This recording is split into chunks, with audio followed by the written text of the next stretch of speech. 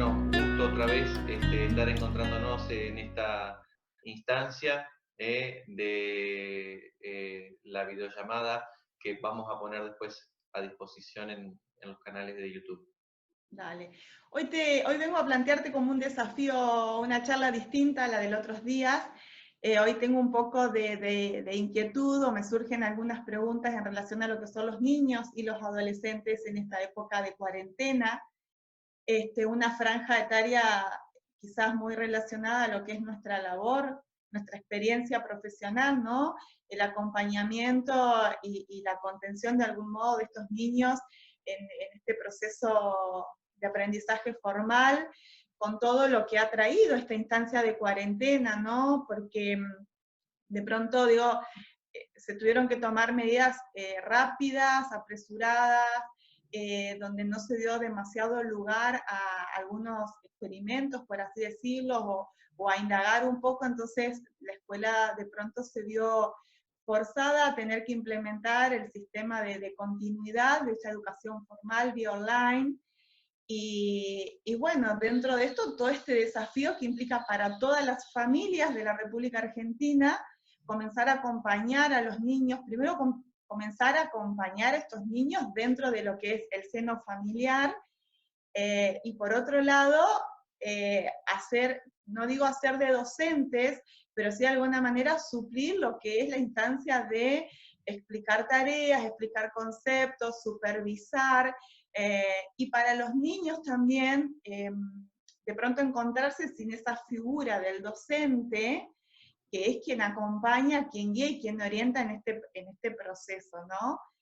Entonces, bueno, eh, traerte esta propuesta de que dialoguemos un poquito de esto, por ahí un poco lo que yo he estado viendo con pacientes que he estado trabajando vía online, es la necesidad de volver a la institución educativa, que ellos me planteaban quizás, y que un poco leyéndolo los otros días a Tonuccia, Francesco Tonuccia acompañaba esto de, no sé si se extraña tanto a la institución en sí, al pupitre, como la instancia de desarrollo social, ¿no? Creo que es una franja etaria que está sufriendo, no sé si sufriendo, pero de alguna manera está atravesando todo un proceso de aprendizaje inconsciente, porque la verdad que su edad mental o su estructura mental no le permite por ahí ser del todo consciente o discernir o darse cuenta de este proceso en sí, pero vienen con dos instancias de aprendizaje muy fuertes. Por un lado, la ausencia, la presencia física de ese docente que acompaña, que guía, que orienta, que apoya, que contiene,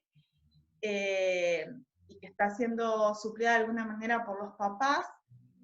Y por otro lado, la dificultad que están teniendo o el corte que hubo en su proceso de desarrollo social, porque los niños, la escuela viene a traer esto, ¿no? Los niños también, esta primera instancia de desarrollo social, de formar parte de un grupo de pares, de comenzar a trabajar lo que son los roles, los límites, los encuadres, la confianza, desarrollar lo que es la amistad y su grupo de pares y de pertenencia.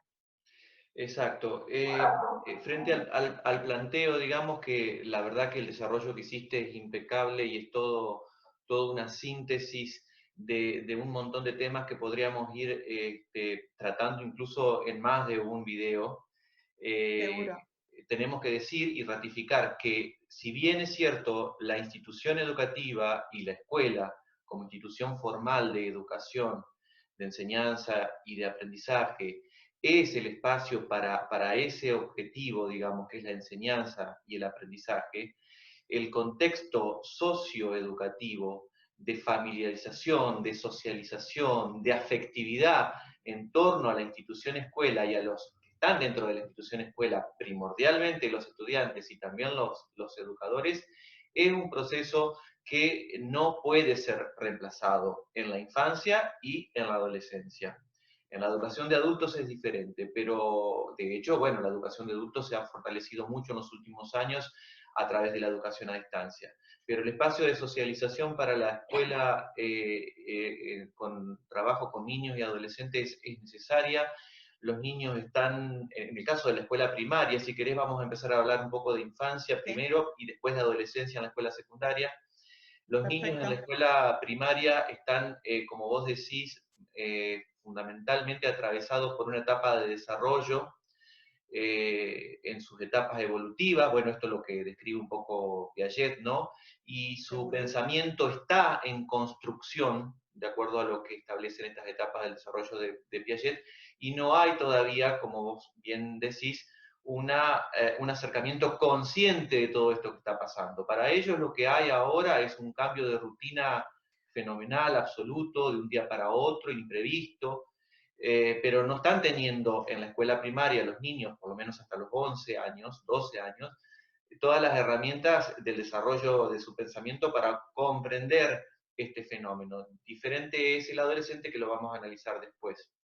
Con relación Claro, a esto que vos estás planteando, hablando de escuela primaria, de escolaridad primaria y de niños, digamos, en edad escolar, la escuela es un espacio de socioafectividad fundamental. Y además, obviamente, los formatos en cómo se está acercando la educación en estos días, porque la educación está llegando a los hogares, es decir, con dificultades y demás, pero está habiendo clases, por decirlo de alguna manera, a través de los distintos continuidad en el dispositivos. proceso pedagógico al Exacto. menos. Es lo que nosotros decimos a las instituciones, se está haciendo de manera diferente, porque no está la presencialidad, digamos, involucrada, sino que estamos trabajando a distancia en esto.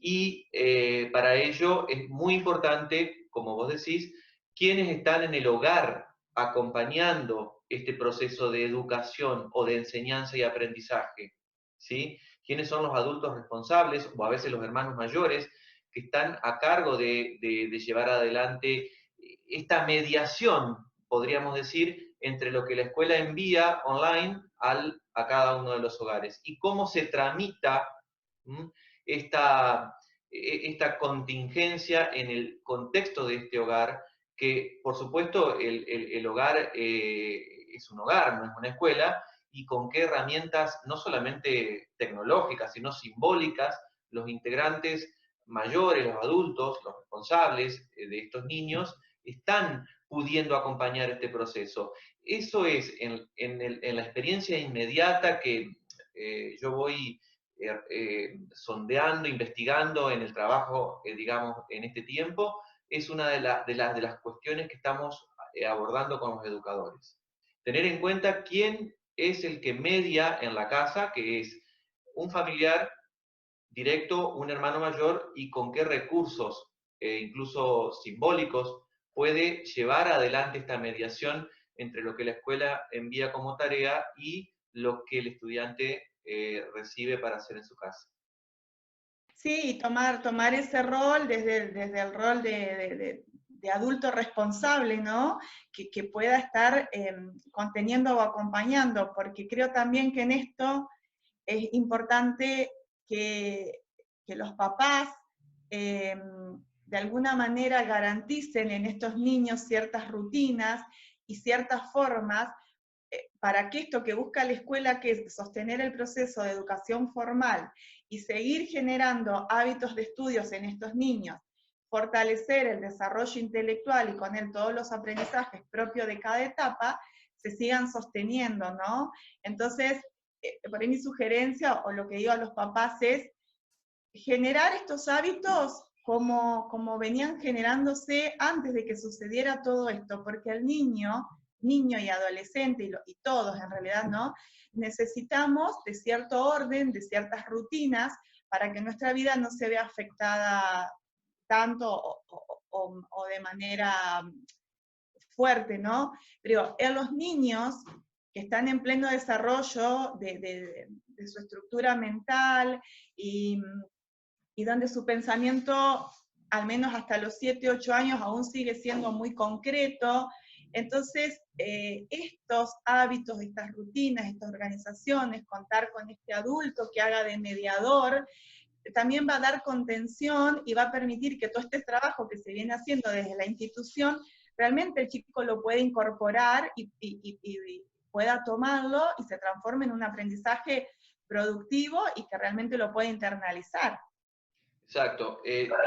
Tiene que ver también con otra cuestión muy importante que no podemos dejar de mencionar con relación a esta contingencia y a cómo la escuela intenta hacer su tarea en el contexto de esta situación que pasa de la presencialidad a la virtualidad sin escalas, por decirlo de alguna manera, respecto de ese recurso simbólico que tenga el adulto responsable en esa familia o el hermano mayor que puede estar intermediando, por lo menos en la escuela primaria, entre los contenidos y las actividades que la escuela está enviando a la casa y la resolución de esas actividades, que es también otra cuestión muy importante a tener en cuenta. ¿Con qué interés o con qué dedicación puede intermediar o facilitar, digamos, de alguna manera la interpretación? Porque un niño necesita que se lo acompañe en el proceso y como el maestro no está, porque el maestro está del otro lado de la pantalla, necesitamos que alguien en la casa lo haga a esa función. ¿Sabes qué me trae esto que estás diciendo? Este artículo que estuvimos compartiendo el otro día de Alicia Fernández, que decía que en realidad para que realmente se dé un proceso de aprendizaje consciente y con significancia, tiene que estar este docente que está motivado a enseñar, ¿no? Esta persona, que en este caso sería ese papá, ese hermano, o cuando estamos en la escuela este docente, que sienta deseos de enseñar y que sienta de alguna manera pasión o gusto por esto que quiere transmitir, y por otro lado haya un alumno que está interesado en aprender, ¿no? Entonces digo, en esta instancia creo que esto más que nunca, porque es alguien de la casa quien va a tener que tomar este rol de docente, o como vos decís, no de docente, pero de intermediario, de mediador. Entonces que esta persona que se ocupe sea alguien que realmente tenga las ganas, tenga la fuerza, la voluntad, pero por sobre todo el deseo de querer acompañar y apoyarlo en esta instancia para que el chico también sienta la motivación suficiente, el deseo y las ganas de aprender esto que está necesitando incorporar en esta época y en esta instancia y de esta forma.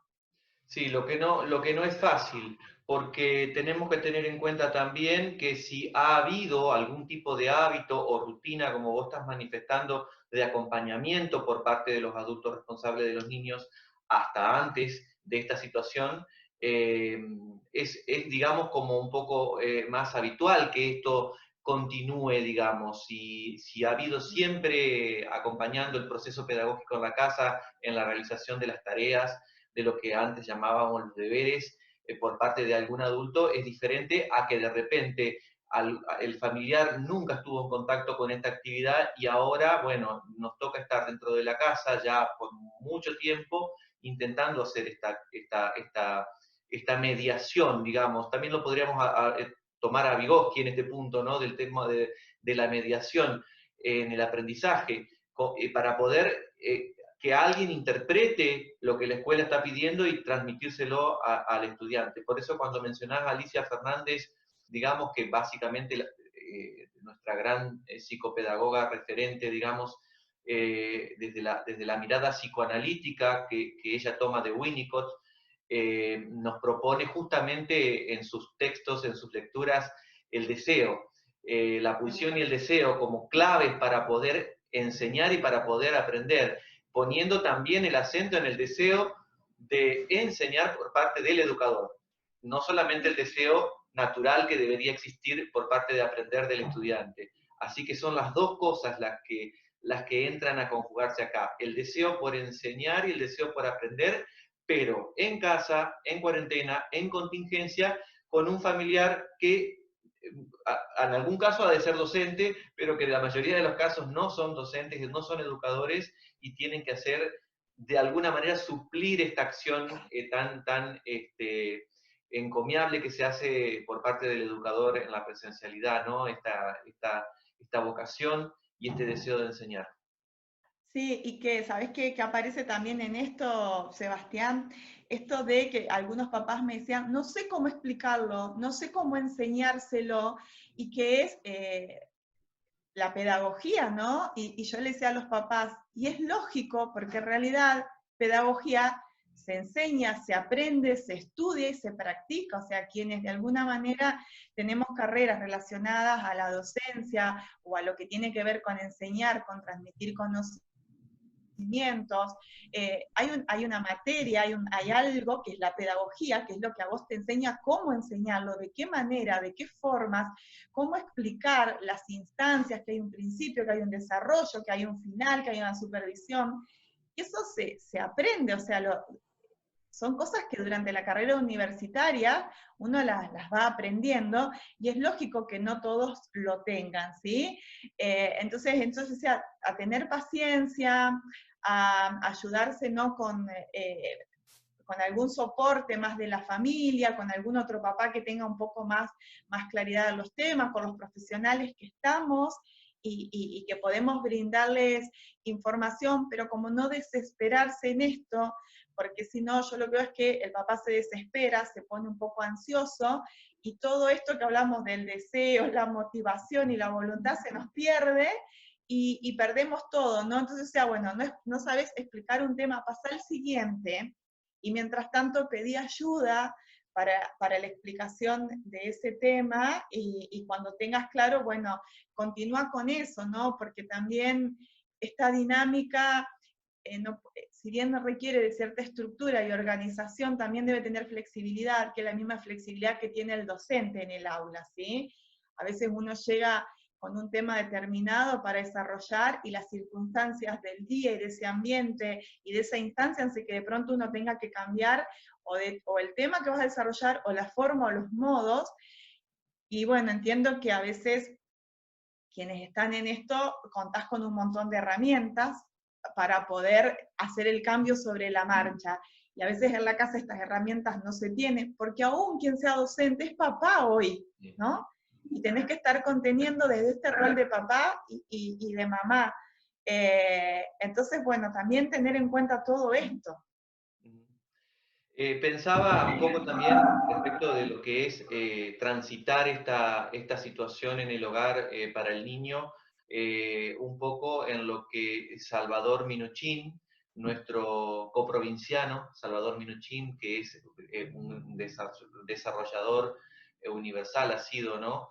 Respecto de lo que es la terapia familiar y que por supuesto nosotros lo tenemos muy en cuenta en nuestro campo de la ciencia psicopedagógica, porque obviamente nosotros trabajamos en torno a los problemas de aprendizaje, a las dificultades de aprendizaje desde una perspectiva psicocognitiva, pero en donde la familia y el hogar de nuestros pacientes tienen obviamente un anclaje.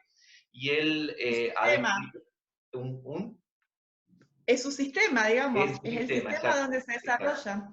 Entonces Minuchin nos ha dejado a todos los terapeutas y a los que nos dedicamos a estas disciplinas una definición que resume un poco su teoría de la terapia familiar, que dice que el niño es portador del saber en el hogar. El niño es el portador del saber. Y nosotros, creo, cuando tenemos que hacer una entrevista o hacemos la anamnesis, sin lugar a dudas, a donde tenemos que empezar a sondear algunas cuestiones que necesitamos conocer de la funcionalidad o disfuncionalidad del hogar y de cómo está este sistema es a través de lo que los niños nos refieran, porque además los niños no nos van a mentir, ¿no es cierto? Entonces, es como portadores de este saber, como dice Minuchin, los que realmente nos iluminan muchísimas veces para entender cómo está funcionando ese hogar y nosotros poder articular nuestras estrategias terapéuticas, pedagógicas, educativas, en función de esa realidad. Por eso comenzábamos hablando al principio de cuando estábamos iniciando esta conversación, de la necesidad de reconocimiento y empatía con la realidad de ese hogar para poder desde la escuela acompañar conforme a esa realidad, porque ese hogar se transformó en una escuela de un día para otro. Y ese hogar está atravesado por un montón de circunstancias propias de esta situación y propias de circunstancias que vendrá desde antes y que pueden ser favorecedoras u obstaculizadoras de este formato, digamos, de enseñanza y aprendizaje que se está dando hoy día. Esto con especial énfasis en la niñez. El niño es el que nos brinda la información de cómo funciona ese hogar, quién puede contener, quién puede acompañar. Esto que decías vos, tener en cuenta que el niño hasta los, te diría, 8 o 9 años, tiene un pensamiento concreto desarrollado, ¿no? Está en una etapa de pensamiento que nosotros le llamamos concreto.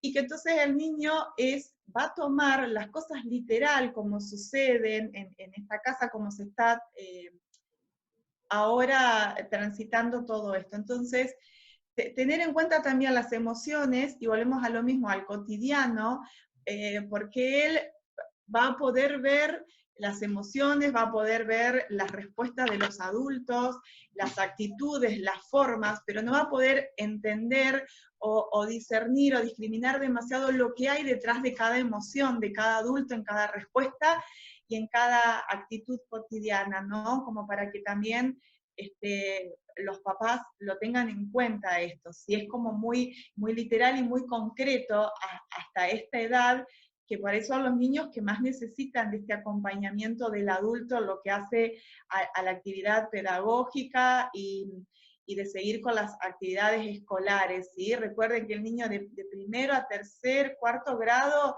es muy concreto, toma las cosas como vienen, no puede hacer un análisis un poco más profundo de, bueno, si mi papá está nervioso o está cansado, mi mamá, porque hay una pandemia, está preocupado. El chico lo que ve es una mamá de pronto angustiada, nerviosa, ansiosa, que no puede explicar, o que no sabes cómo explicar, ¿sí?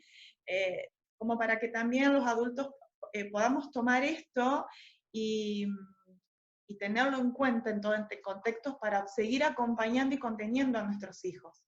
Centramos esta charla, cuando hablamos de niños de 5 a 9 años, ¿sí?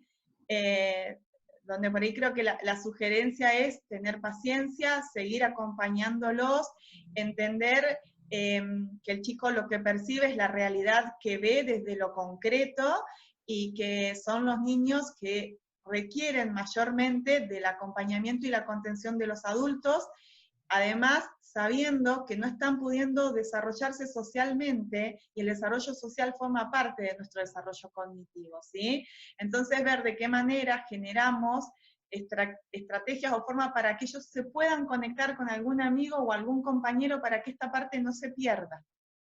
Porque son niños que, entiendo, la mayoría no disponen aún de redes sociales o de formas que sí el preadolescente y el adolescente ya las tienen, ¿sí? Sí. Esto sirve un poco, Laura, como para cerrar la idea de niñez y Sí, cómo se vive subjetivamente en el tránsito por la escuela primaria y en esta sí. contingencia, digamos, la niñez, diferente a lo que es ya el adolescente en la escuela secundaria, porque también Sí, siguiendo bueno, un poco la línea de Piaget, digamos, el paso a la escuela secundaria ya implica un cambio de estadio en donde comienza sí a desarrollar el pensamiento abstracto. Y eso le permite la reversibilidad, la reflexión, y sí poder tener mayor conciencia, digamos, de no solamente de lo que le ocurre, sino de lo que está ocurriendo afuera.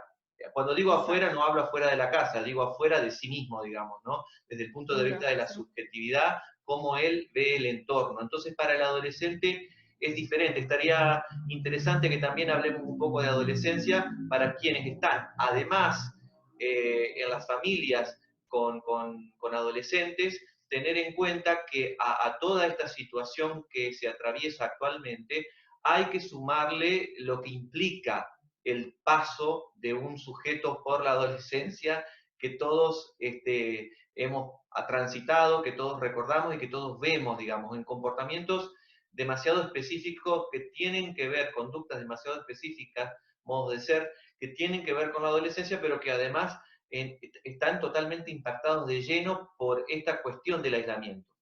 Y dentro de lo que es la adolescencia, creo que los dos compartimos que la dividimos en dos etapas, ¿no? El preadolescente, que es este niño que va de 11 a 13 años, y el adolescente que va de 13 a 16, 18 años, que si bien están atravesados por características similares, por rasgos similares, por formas, eh, hay una división entre lo que es el preadolescente y el adolescente, porque este preadolescente está empezando a construir todo lo que va a desarrollar durante la adolescencia, ¿no? Entonces, de 11 a 13 están en esa etapa que es el paso de la niñez a la adolescencia, entonces, donde empiezan a tener algunas herramientas y recursos para poder entender y discriminar un poco más lo que sucede, pero donde todavía la construcción subjetiva no está totalmente desarrollada y la reversibilidad del pensamiento, entonces algo podemos comprender, pero no podemos terminar de sintetizarlo.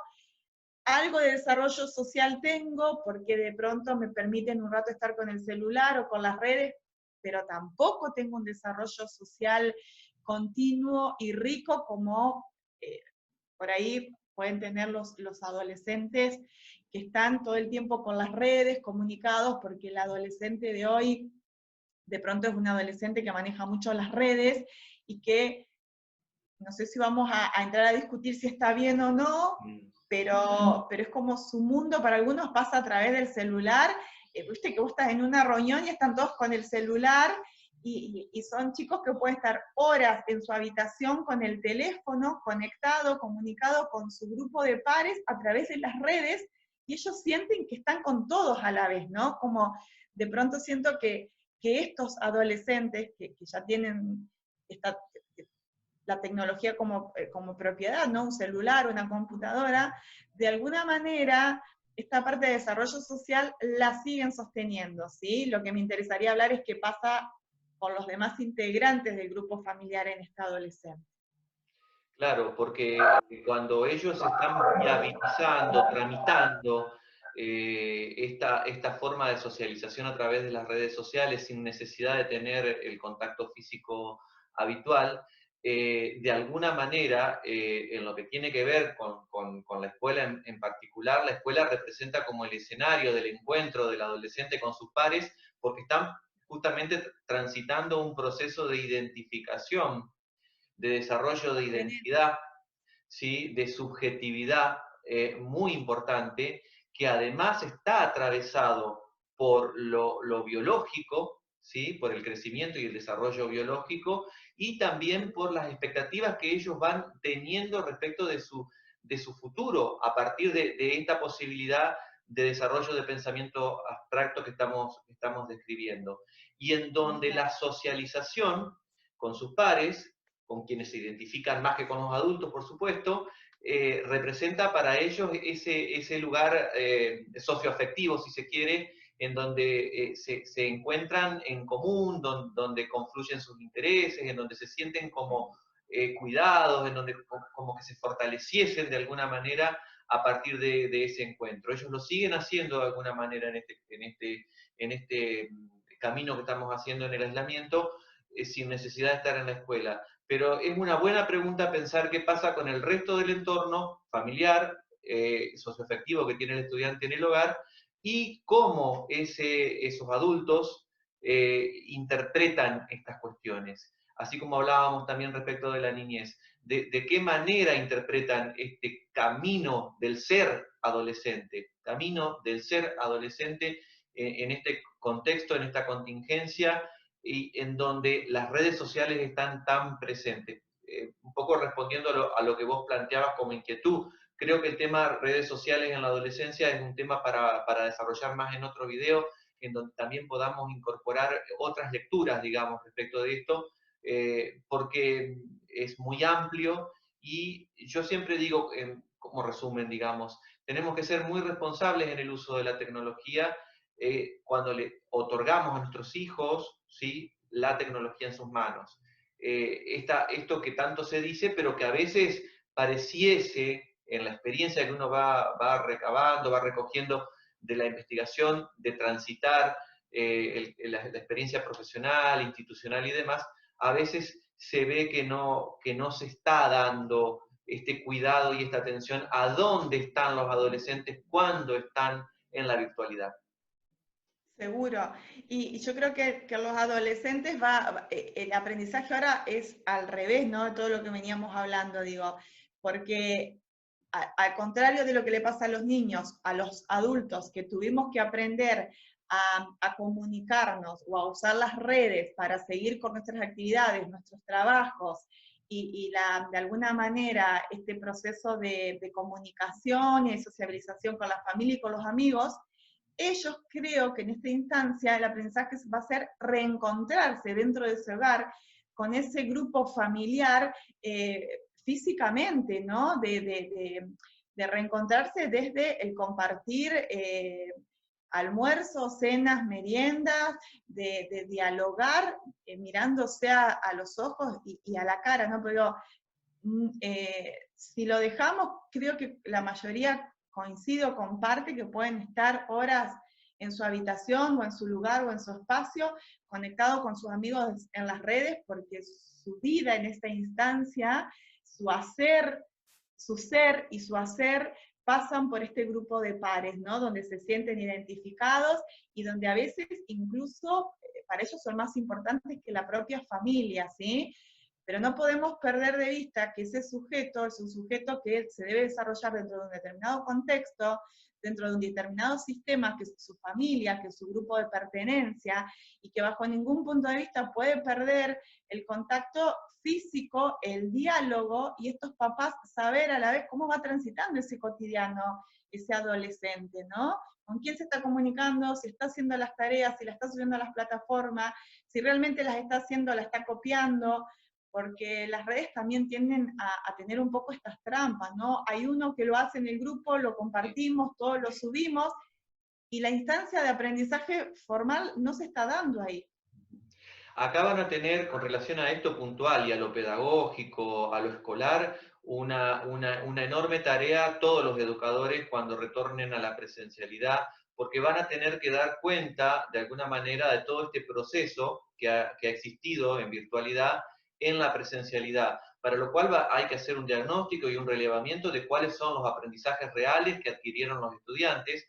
Por eso las autoridades en este momento están solicitando de que no haya ahora, en esta instancia, mientras dure esta situación, calificación ni acreditación, sino que haya un acompañamiento formativo, un acompañamiento pedagógico, en el que se le acerquen de alguna manera los temas y los contenidos curriculares a los estudiantes, sin que exista una evaluación concreta, digamos, que dé cuenta de eso. Porque esto se va a tener que hacer en la presencialidad. Esto es necesario. Como vos decís, cuando vos tenés un grupo de 30 estudiantes al que le enviaste el ejercicio y puede suceder o no, ojalá que sucedan los menos casos posibles, lo hizo uno de los 30 y se los pasó por WhatsApp a los otros 29, digamos, esto va a haber que checarlo como dicen en México, ¿no? Dar cuenta de a cuánto aprendieron todos, porque el aprendizaje está dirigido para todos. Esto Seguro. tiene un poco más, no me gusta usar la palabra control, pero en la presencialidad uno lo puede verificar un poco más en el cotidiano hacer, de dar vuelta alrededor de los 30 pupitres y ir viendo cómo van trabajando y desarrollando las actividades en función de la explicación que se ha dado previamente al inicio de la clase. Pero en la virtualidad, como vos decís, es diferente. Entonces el desafío que va a tener la educación es tomarse el tiempo cuando volvamos, tomarse el tiempo, así como nos hemos tomado tiempo para habituarnos, para armar esta rutina y este ejercicio al que no todos estaban habituados de la educación a distancia o virtual, tomarse el tiempo para hacer diagnóstico, para retomar contenidos, para hacer explicaciones cuando se vuelva a la presencialidad y poder verificar cuáles son los aprendizajes reales, sumados a la rica experiencia que seguro va a ser lo que nos permita también a todos, cuando termine esta situación, la rica experiencia de haber atravesado esta circunstancia desde lo personal.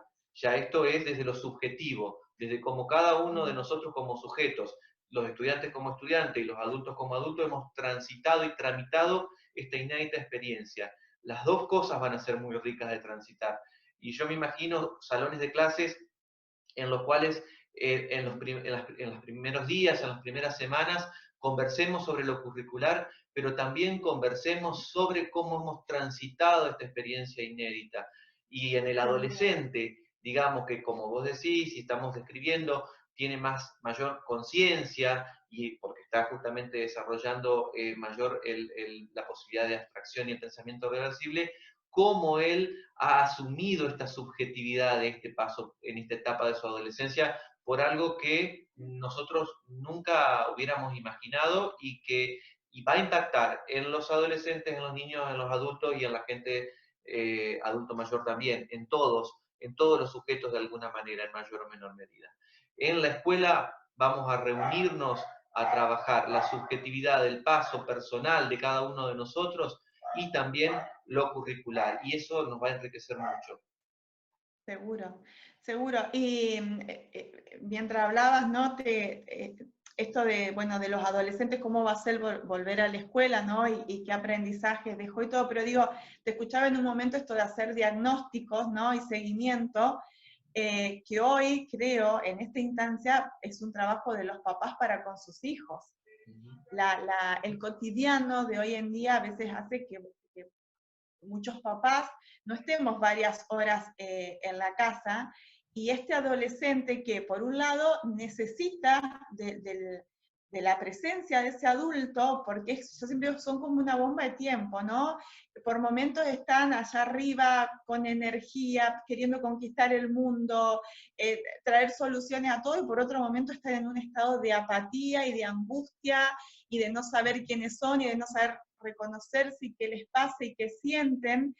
Entonces yo creo que es una etapa para mí que requiere de mucho acompañamiento, ¿no? Y son por ahí una población que están muy expuestas por las características propias de la adolescencia, ¿no? Esto de empezar a identificarse, a conocerse, a reconocer inquietudes, intereses, que muchas veces responden a lo que es la dinámica de un grupo.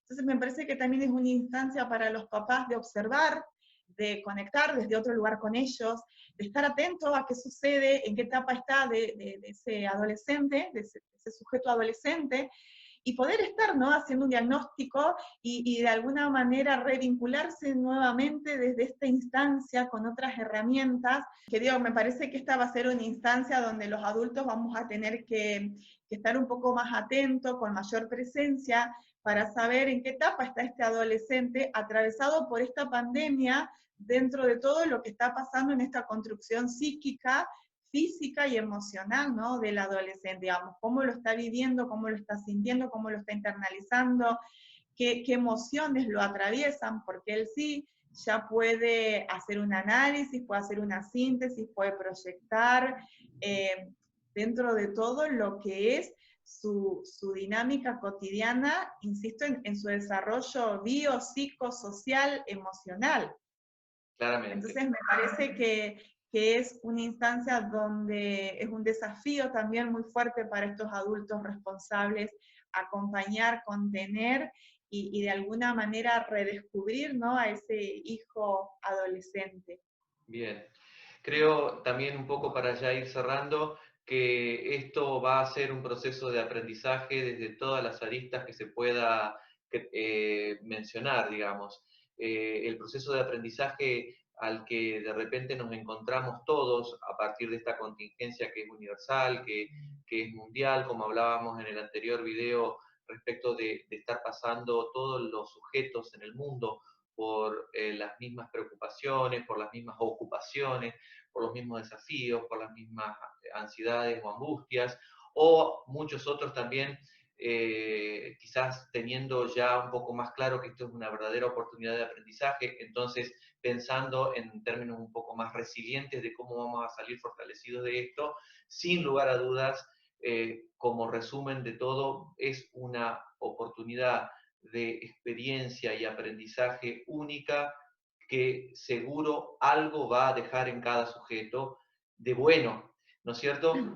Para que haya cambios con respecto a algunas cosas que a lo mejor veníamos haciendo habitualmente y que necesitan ser reestructuradas.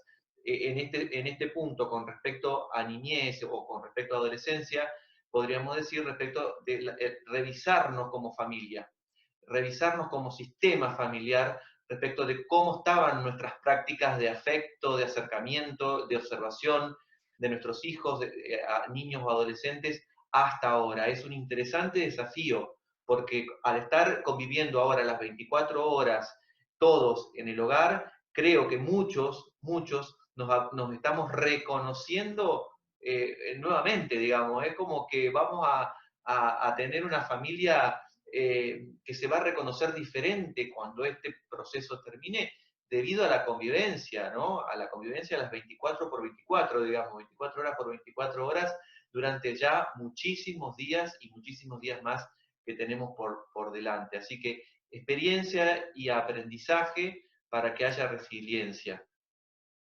Seguro. Comparto totalmente y creo que es a lo que apunta, ¿no?